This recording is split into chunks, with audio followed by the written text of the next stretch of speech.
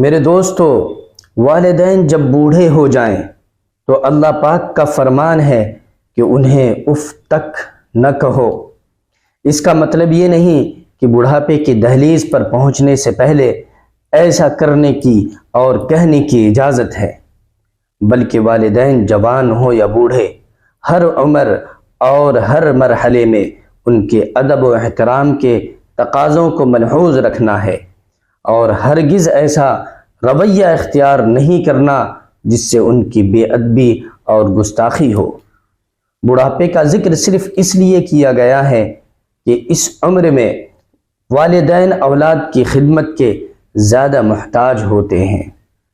میرے دوستو، جب والدین بوڑھے ہو جاتے ہیں تو اولاد جوانی کی ترنگ میں والدین کو زیادہ اہمیت نہیں دیتی، لہذا جوان اولاد اور بوڑھے والدین کے جذبات اور خواہشات میں ٹکراؤ پیدا ہوتا ہے، تو والدین اور اولاد سمجھداری سے کام لیں۔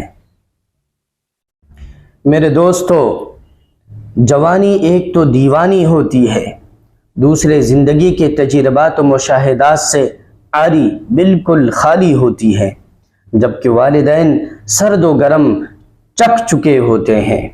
وہ حالات و واقعات کی بھٹی سے کندن بن کر نکلے ہوتے ہیں، عمر بھر کے تجربات و مشاہدات ان کی فکر میں اعتدال و توازن پیدا کر چکے ہوتے ہیں۔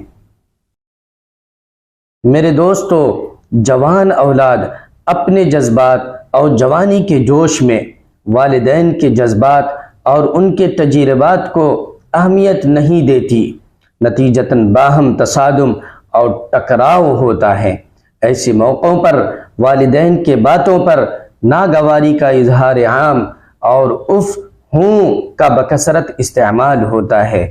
اللہ پاک نے اف تک نہ کہو کہہ کر اسی بے ادبی اور گستاخی کا راستہ بند کر دیا ہے۔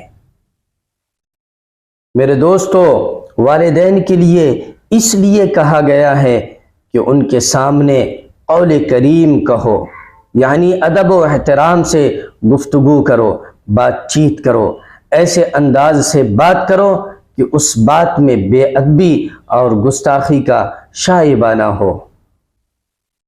میرے دوستو، والدین کے سامنے دل کی گہرائی سے عاجزی کے بازو بچھائے رکھو، یعنی ان کے سامنے ان کے رائے کے مقابلے میں تکبر اور سرکشی کے اظہار کی قطعاً اجازت نہیں ہے۔ میرے دوستو، والدین کے حق میں دعا گو رہو کہ یا اللہ، جس طرح انہوں نے بچپن میں مجھے پالا پوسا تو ان کے ساتھ رحم و کرم کا معاملہ فرما۔ اس کے لیے اللہ رب العزت نے یہ دعا تجویز فرمائی کہ رب ارحمہما کما ربیانی صغیرا، کہ اے میرے پروردگار، اے میرے پالنہار، ان پر رحم و کرم فرما جس طرح انہوں نے مجھے رحمت اور شفقت سے بچپن میں پالا تھا۔